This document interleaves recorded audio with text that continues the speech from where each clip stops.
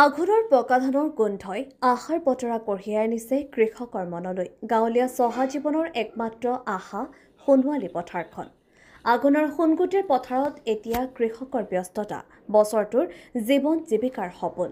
মৰিগাঁও আৰু নগাঁও জিলাৰ সীমাত থকা হাবি-বৰঙাবাৰী গাঁৱৰ এখোজ কৃষক উৎপাদক কোম্পানীৰ সঞ্চালক দীপাংকুৰ হাজৰিকা আৰু মৰিগাঁও জিলাৰ জ্যেষ্ঠ কৃষি বিষয়া মুজাহিদ ফাৰুকীৰ সহযোগত হাবি-বৰঙাবাৰী গায়নবাৰী পথাৰত ৪০জন কৃষকে ধানৰ জাত কেতেকী, জহা CR909 সুগন্ধি জহা, চেনি জহা খেতি কৰি লাভান্বিত হোৱা পৰিলক্ষিত হৈছে।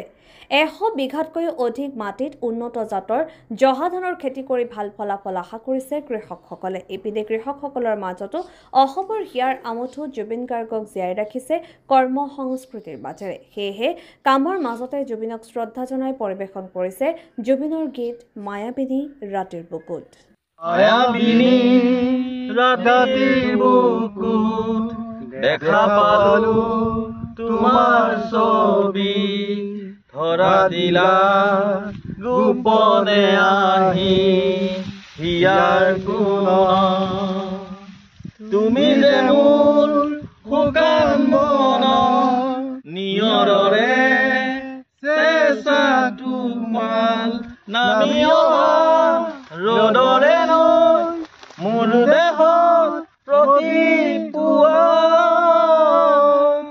তোমাৰ সতে মোৰ বহু যুগৰে আছো, এধাৰো সঁচা মোৰ বহু দিনৰে আপোন। নিজানত গান মোৰ শেষ হ'ব ভাবো তোমাৰ বুকুত। মই হাবি-বৰঙাবাৰী এখোজ কোম্পানীৰ এজন সদস্য। আমাৰ মৰিগাঁও জিলাৰ কৃষি বিষয়াই আমাক তেওঁলোকে এটা বীজ নতুনকৈ আমাক কৰিবলৈ ক'লে, সেইটো হৈছে চেনি জহা। আমি প্ৰথমতে আগতে যিবিলাক জহা ধান কৰিছিলোঁ সেইবিলাক ৬ মোন ৭ মোন এনেকৈ ওলায়। আমি ভাবিলোঁ যদি আমাক তেখেতসকলে আহি আমাক পৰামৰ্শ দিলে যে আপোনালোকে এই চেনি জহাটো কৰি চাওক, তেতিয়া আপোনালোকে নিশ্চয় ১০-১২ মোনকৈ আপোনালোকৰ উৎপাদন হ'ব। আজি আপোনালোকে দেখিছে এয়া, মই নিজেই চেনি জহা কৰিছোঁ। এই চেনি জহা ধুনীয়া হৈছে। নিশ্চয় ইয়াৰ পৰা ১২-১৩ মোন আহিব লাগে বুলি মই অনুমান কৰিছোঁ। আৰু আমাৰ এই এখোজ কোম্পানীৰ দ্বাৰা কেইবাজনো খেতিয়কে এই চেনি জহাটো কৰিছে, সকলোৱে ভালেই হৈছে। আৰু তেওঁলোকে সকলোৱে অনুভৱ কৰিছে যে আমি সঁচাকৈ আগত যিটো জহা কৰিছিলোঁ তাৰ সলনি এই চেনি জহাটো আমি কৰিব লাগে।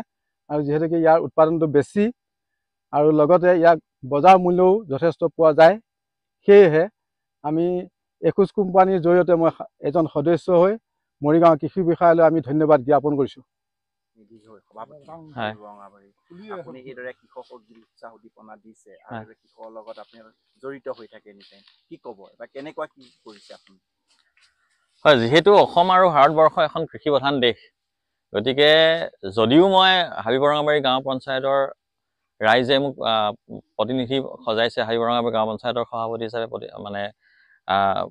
তেওঁলোকে মোক এইখনত অধিষ্ঠ কৰিছে, তথাপি মই কৃষকৰ মাজত থাকি ভাল পাওঁ।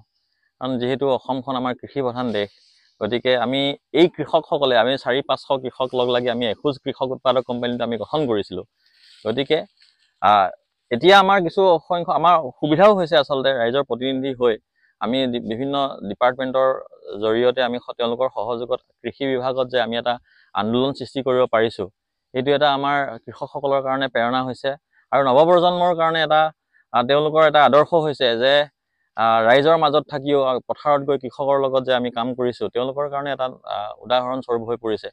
গতিকে মই আপোনালোকৰ জৰিয়তে আজি নৱপ্ৰজন্মকৈ এই ৰাইজৰ প্ৰতিনিধি বা হাবি-বৰঙাবাৰী গাঁও পঞ্চায়তৰ সভাপতি হিচাপে বা এজন সাধাৰণ কৃষক হিচাপে মই আহ্বান জনাব বিচাৰিছোঁ যে নৱপ্ৰজন্মই আচলতে আগুৱাই আহক। যিবিলাক এতিয়া বেয়া বাটেৰে মানে আপোনাৰ বিপথে পৰিচালিত হৈছে, তেওঁলোক কৃষি জগত হওক, কৃষি ক্ষেত্ৰত হওক বা বিভিন্ন ক্ষেত্ৰত তেওঁলোকে স্বাৱলম্বী হ'ব পাৰে। তাৰ কাৰণে চৰকাৰী অসম চৰকাৰৰ যিবিলাক বিভাগ, এই বিভাগবিলাকত বিভিন্ন ধৰণৰ আঁচনিও চলি আছে, তেওঁলোকে সুযোগ সুবিধাবিলাক লওক। মই আপোনালোকৰ জৰিয়তে তেওঁলোকক আহ্বান জনাইছোঁ।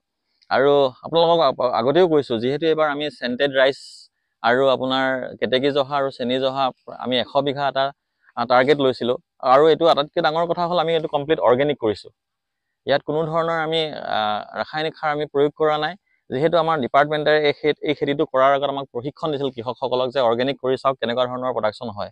এতিয়া দেখিছোঁ অৰ্গেনিক কৰিও দেখি আমাৰ এই ধানখিনি যথেষ্ট ধৰণৰ উন্নত হৈছে। গতিকে কৃষকসকল খুব আনন্দিত হৈছে আৰু এনেকৈ যদি আমি আগলৈ ডিপাৰ্টমেণ্টৰ জৰিয়তে বা আমাৰ কৃষকসকলে এনেকৈ বিজ্ঞানসন্মতভাৱে আগুৱাই যায় যথেষ্ট উপকৃত হ'ব। লগতে কৃষি বিভাগক আমি ইয়াৰ পৰা অশেষ ধন্যবাদ জ্ঞাপন কৰিছোঁ যে তেওঁলোকে এনেকুৱা ধৰণৰ উন্নত জাতৰ ধান আমাৰ কৃষকসকলক আগবঢ়াইছে। গতিকে স্বাৱলম্বী পথত আমাৰ হাবি বৰঙাবাৰী ৰাইজ যথেষ্ট আগুৱাই যাব বুলি মই আশাবাদী। বটদ্ৰৱাৰ পৰা Mehdi Zaman report, any express.